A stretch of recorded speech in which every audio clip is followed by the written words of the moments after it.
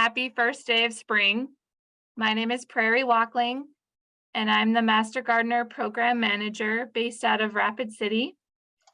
And I am so glad you tuned in today to learn about Growing Together South Dakota, a mini grant opportunity open to South Dakota communities. And I'm going to let Sam introduce himself. Yes, I am Sam Jackaman. I think we need to update the title, but it is a SNAP Ed and FNAP program manager. I am based out of Brookings, South Dakota, and I am excited to be here as well. Sorry about that title, Sam. That's okay. So just a bit of housekeeping. The Q&A is on, chat is on. Please share comments, questions with us, and we'll get to those at the end. And the session will be recorded and available later for those who cannot attend live. This is our agenda for today. I'll discuss just what is Growing Together South Dakota, the need in South Dakota, best practices for food donations, the Master Gardener collaboration, and then Sam will discuss the SNAP Ed collaboration, budget, information, nutrition education, final reporting and reimbursement, and then we'll have some time for questions at the end. So let's get started. So Growing Together is a multi-state SNAP Ed garden project that many of our neighboring states have participated in for several years. So South Dakota is excited to join these states. The purpose is gardening and nutrition education, increasing access to fruit and vegetables for those in need, and creating sustainable community gardens. So it's a partnership between SNAP Ed, the Master Gardener Program, and food pantries. And if you're not familiar with SNAP Ed, Sam is going to explain a bit more about that program later. And as you can see, with over 200,000 combined pounds of food donated in 2022, this has been a very successful program in our neighboring states. And it will take some time to get this off the ground in South Dakota, but all of you listening can help us spread the word. This program provides $500 mini grants to South Dakota organizations or community garden teams that include at least one certified active Master Gardener volunteer. The funds will be used to purchase supplies to create or update community gardens.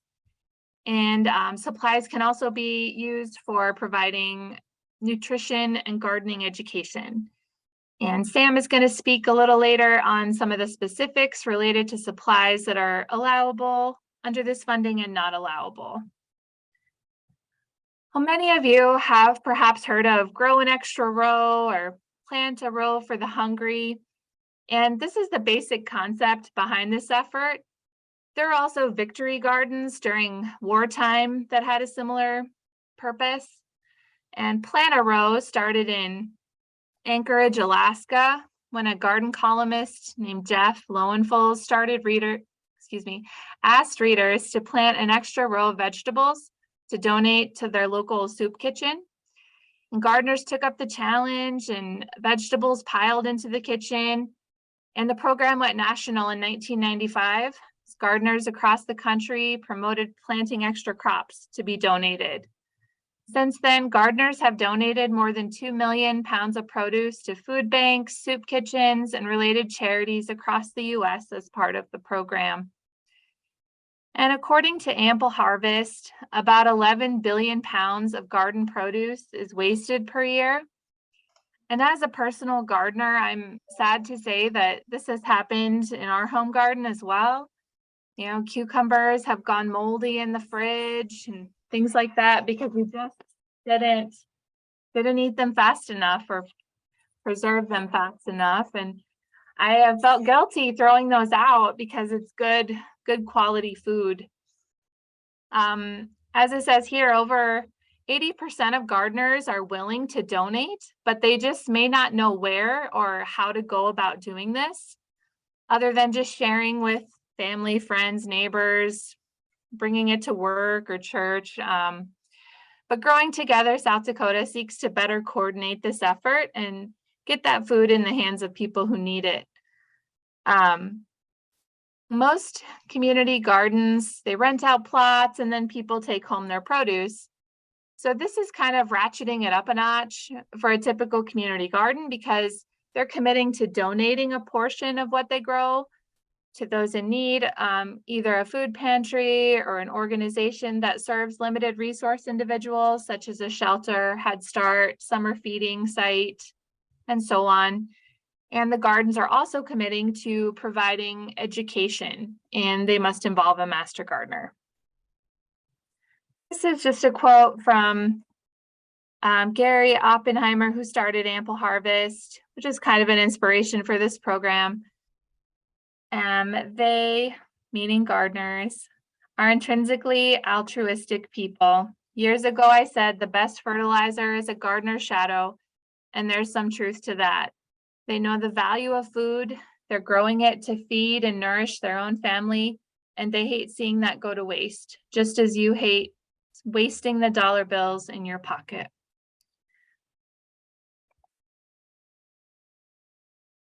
So that is just kind of sharing some of the inspiration behind this project, and having trouble moving the slide.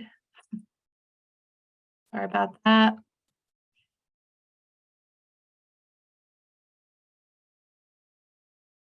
Okay, here we go.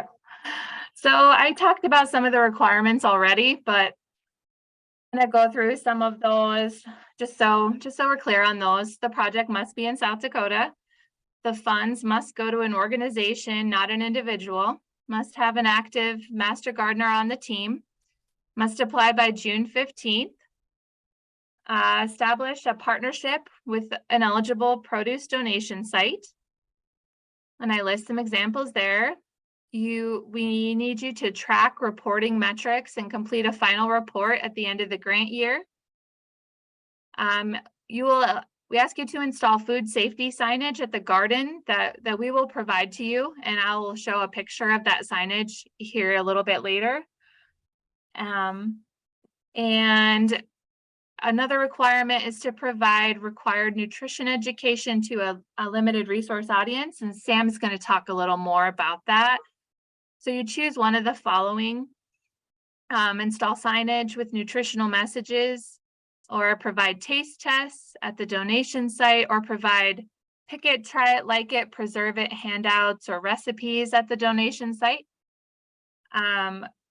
We'd like to come and visit you for a site visit and have some check-in meetings, just how things are going, if there's any technical assistance we can provide for your project. I'm going to share an example of an eligible project that we actually awarded this year. So the Madison Public Library decided to develop a garden at their site. So the library is going to provide the fiscal management of the project. Remember, it can't go to an individual. They will donate the produce to their local Head Start. And as they donate produce items, they'll provide recipes that go along with that item, which can be used at Head Start for snacks or send it home with families for them to use at home. One crop they plan to grow is cucumbers. So when they harvest those, they can provide a pick it, try it, like it fact sheet. You can see what that looks like below, and a healthy recipe. There's one of our recipes there for Thai cucumber salad to go along with those cucumbers to help provide some of that education. And the library's enlisted 2 active master gardeners in the Madison area to help in planning and implementing their garden. They plan to host educational events, including a family event in April about gardening as a kickoff to their project. They plan to host a story time teaching about seeds and then have children help plant the garden. And master gardeners can assist with providing education and for those events. So this garden project checks all the boxes for us. Donation to a qualifying site, check. Fiscal sponsor, master gardener involvement, garden education, nutrition education. They've created their budget with items such as a hose, garden gloves, trellis, small tools, some lumber for raised beds, and their budget's been approved. The library is going to make those purchases according to their budget and keep the receipts. Sometime this summer, a staff member from SDSU Extension will come for a site visit. And then around September, the library is going to submit their final report, which includes those receipts, and then they'll be reimbursed. And the next, I'm going to provide some information that supports the need for this project in South Dakota. So in South Dakota, one of our best sources of data in this area is Feeding South Dakota, as they're the state's largest hunger relief organization. Feeding South Dakota provides food in all 66 counties of our state and fights hunger in rural communities, metro areas, and tribal communities. Food insecurity is a struggle for many South Dakotans, as 1 in 12 residents face hunger, and the number is even higher for our children at 1 in 7. So that means in my child's elementary school class of about 21 students, on average, 3 of them may be facing hunger, and that helps me put a face to those numbers. But it really could be our neighbors, you know, it could be a lot of people. So another consideration is nutrition security. And nutrition security is consistent, equitable access to safe, healthy, and affordable foods that promote optimal health and well-being. So the difference here is food security is only concerned with just any type of food, and nutrition security specifically calls out our need for healthy foods. So as many of you know, half our plates should be fruits and vegetables, and those can be difficult for some South Dakotans to afford. Nutrition security matters because poor nutrition is a leading cause of illness in the United States. 2/3 of American adults are overweight or obese. Over 500,000 Americans die each year of diet-related illnesses, including diabetes, obesity, and heart disease.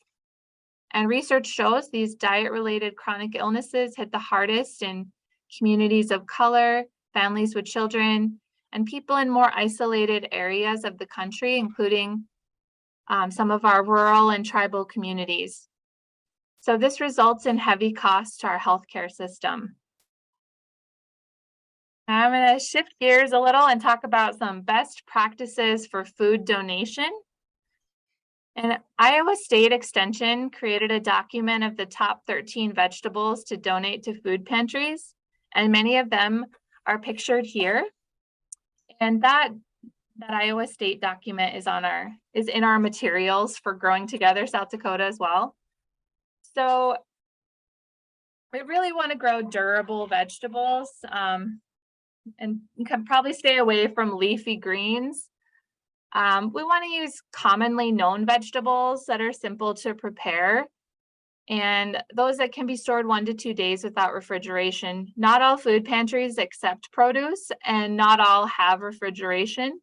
So you're going to want to talk to those food pantries first, but a lot of these are good ones to donate. Onions, potatoes, they don't need refrigeration. Winter squash, and then, you know, carrots, broccoli, peppers. These are all good ones to donate.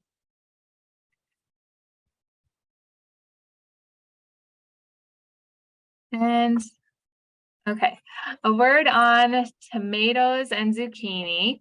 Those are both on Iowa State's list, and you know, pretty easy to grow, a good option, but there are a couple considerations. Please don't donate cracked or diseased tomatoes. Cracked tomatoes can breed disease, and they're open to insect attack, and they often begin to rot sooner than good quality tomatoes. And zucchini.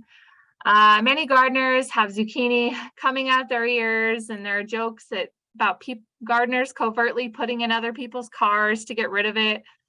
I have some photos here of zucchini we grew and donated at a community garden in Rapid City. And most of them are a good size, but one is approaching really too large. So please don't donate baseball bat size zucchini. It gets seedy and woody, and it just doesn't have a good taste. The right size for zucchini is about 6 to 8 inches. And if you can't harvest often, I'd be cautious about planting zucchini because they really almost seem to grow overnight. And cucumbers for that matter too.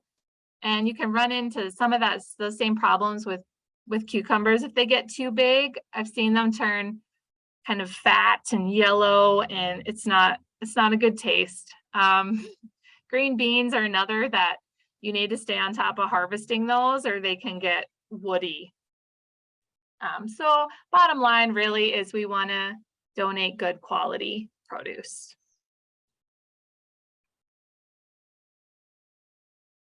Okay, so this is the food safety signage that I mentioned before that we will supply to gardens.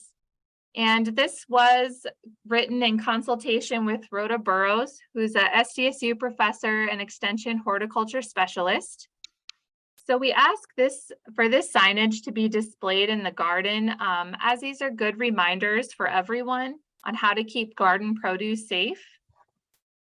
So for people, you should wash your hands especially before harvesting and handling produce. Don't work when you're sick, and best practice is really not to allow smoking in a garden. As far as manure, you want to be sure it's at least 6 months old or has been heat composted. As for water, if you're using well water, you should test it and make sure it's safe. Avoid captured water, such as runoff from a roof. And the reason there is that you can get potential bacterial contamination from bird droppings or other droppings on the roof. And the roofing materials themselves may contaminate water. So you want to be careful with the water you're using in your garden. And if there aren't safe water sources, grow vegetables that'll be cooked, because that's a safer practice. You want to make a fence around your garden to exclude animals. Don't harvest produce that's been exposed to animal droppings. And if that happens, mark that area and avoid planting raw vegetables in that area. For harvesting, we already talked about those cracked tomatoes. Discard those or take them home. You can cut around the crack and eat them at home. Clean your knives or other harvesting tools before you harvest, and use a clean container. Don't want to use like a plastic bag from the grocery store that maybe had like ground beef dripping into it. You want to use a container that you can wash and is clean. And now for the Master Gardener Connection. So why involve Master Gardeners in this project? I'd say because other states have utilized these volunteers successfully in their Growing Together projects, and also because it's a good fit for our SDSU Extension Master Gardener mission, which is to provide current research-based consumer horticulture information and education to the citizens of South Dakota through Master Gardener projects and services. And you can see with the items that are highlighted there that these are examples that Master Gardeners participate in, that it aligns really well with this project. And because those are a lot of things you'd be doing as part of Growing Together South Dakota. So this time can count as your Master Gardener service hours, and can be a good fit for Master Gardeners that have interest in this area. So, and I am going to turn it over to Sam. All righty, thank you, Prairie. So the easiest way to break down, exactly what is SNAP-Ed, going on to the next slide, please. You can draw your attention to the bullet points here, but the easiest way to explain it is there is a program called SNAP, You may know it as food stamps. SNAP stands for Supplemental Nutrition Assistance Program. SNAP-Ed is just the educational element to SNAP. So another long-winded definition is a federally funded grant program.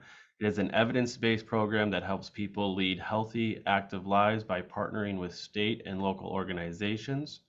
SNAP-Ed funds projects in all U.S. states and territories. SNAP-Ed is providing funding for this project.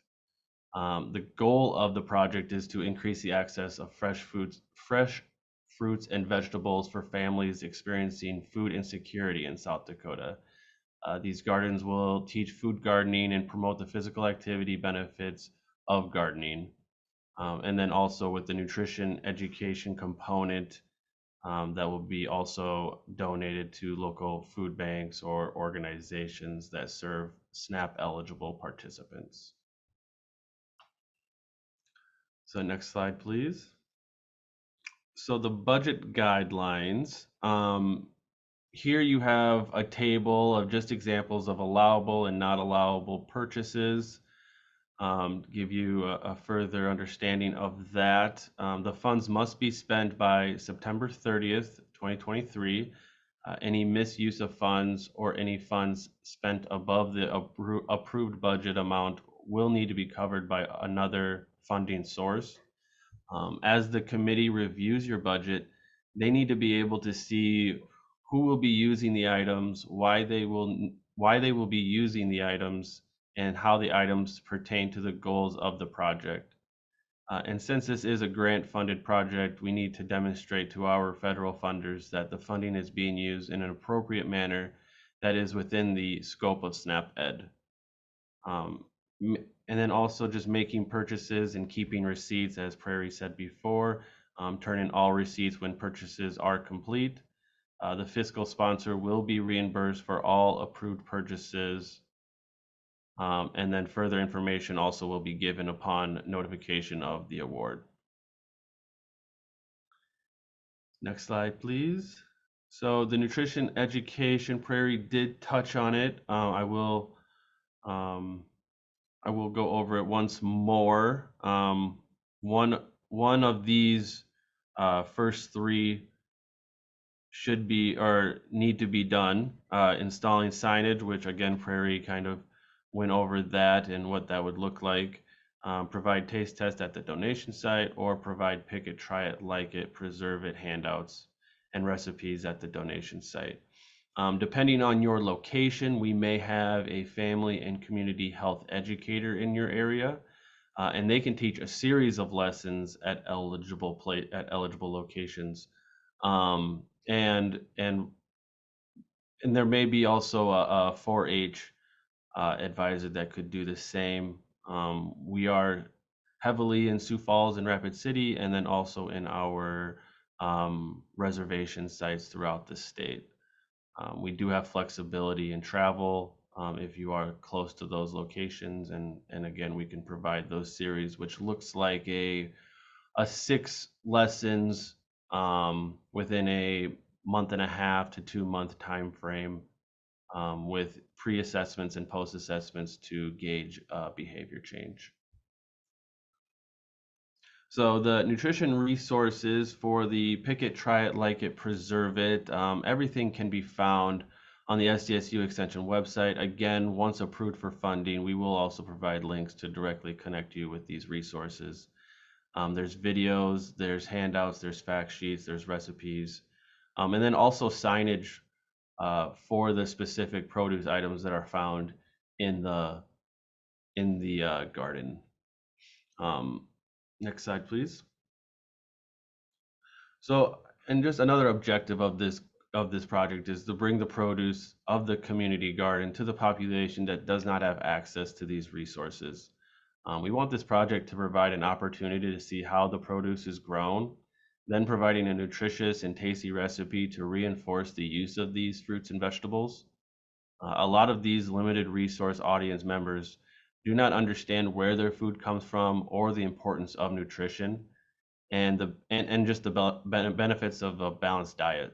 So as you can see in these pictures, it's just kids that they're interacting with the food, and those are just types of things that we're trying to promote within this project. Last slide, or next slide. So the final reporting and reimbursement. Taking a look here at the slide, there is a Question Pro survey that would be done virtually, again, due by September 30th. Must include final poundage, donated photos of project, number of adults volunteers, number of youth volunteers. Organization must pay for supplies, then submit a W-9 and receipts for reimbursement. That would be done alongside you completing the final report. And then any budget changes must be pre-approved. And that's all that I have for that.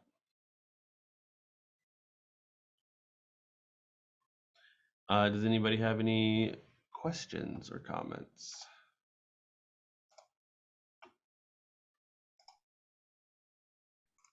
I did just want to remind everyone that last consideration date is June 15th. The application can be found on our website. I think if that link has been put in the chat. You fill out the application and the budget, and then we would get back to you. And I do have contact information for myself and for Sam here. And do we have any questions come in?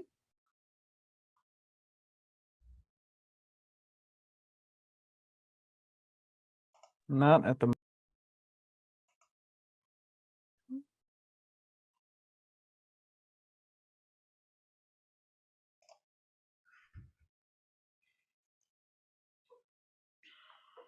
All right, well, Looks like we covered it.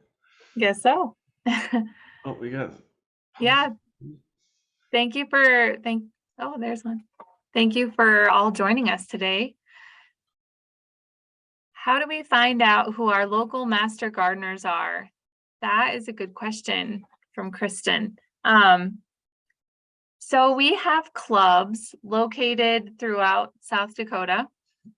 And for example, in Madison, we don't have a club in Madison, but we have a club it's called the Brookings Area Master Gardeners. And so those two were a part of the Brookings Club. And so they, the library started talking to our local 4-H staff in that county. And then she got in touch with us, and then we got the library, then we helped connect the library to those two local master gardeners. So if you contact me, I can help you with that. We have a list of all of our active master gardeners, so I can see if there are some in your area and try to connect you. So that it worked out in Madison, and I hope it would work out in your area. Our two largest clubs are in Sioux Falls and Rapid City, but we do have quite a few other clubs too. And not all master gardeners are in a club. So we also just have some individual master gardeners too. And from Douglas, he asked, would we be emailed the contact information? Is that for a master gardener in your area, Douglas? Is that your question, or?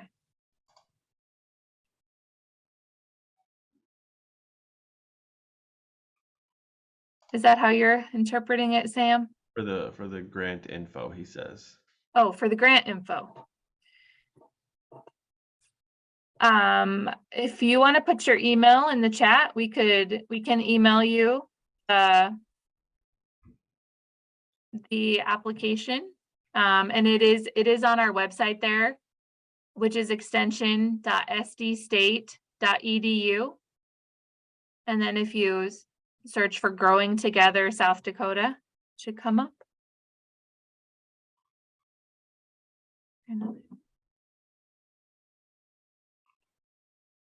Did that help with your question, Douglas?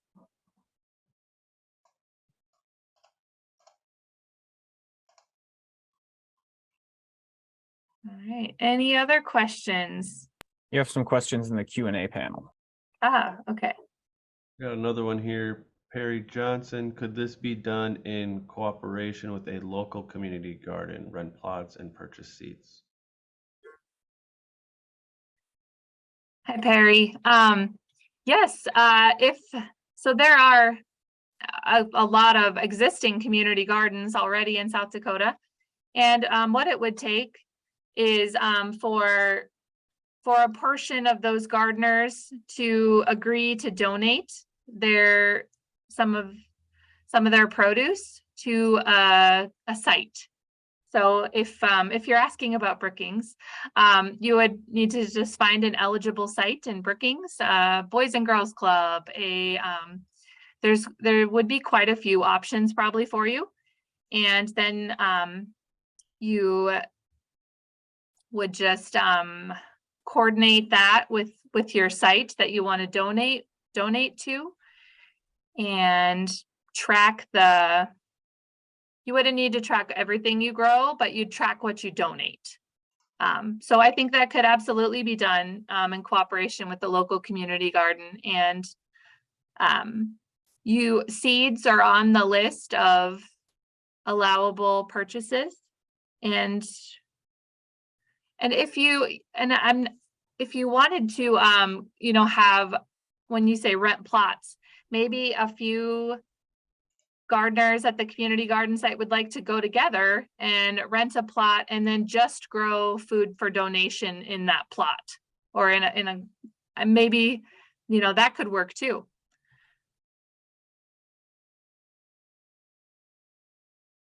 And we have Tanya Hernandez asked, are we going to get the webinar by email if we missed anything?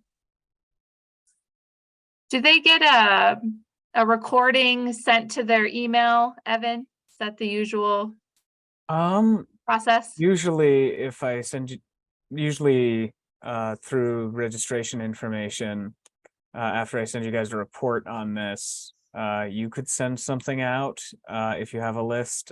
We usually, when we're recording these, put them up on the YouTube channel, so they'll be publicly available there as well. Mhm. You could email that link out. So if you want to just make sure people get it, it kind of depends on how you guys want to set that up. Sure. Yeah, I think we could do that. We could do that, Tanya, if that's helpful. Just send an email of the recording, and then, as Evan said, it will be available on our SDSU Extension YouTube channel too. So we would just put a link to that. And from Jerry Ligness, who's another master gardener, great potential for our community. Thank you, Jerry. We think so too.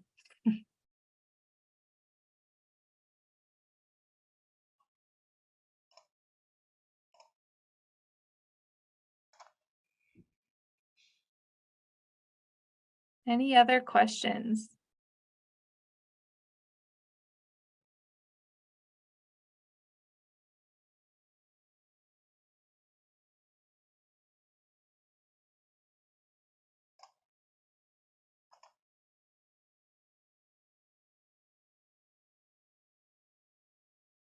All right.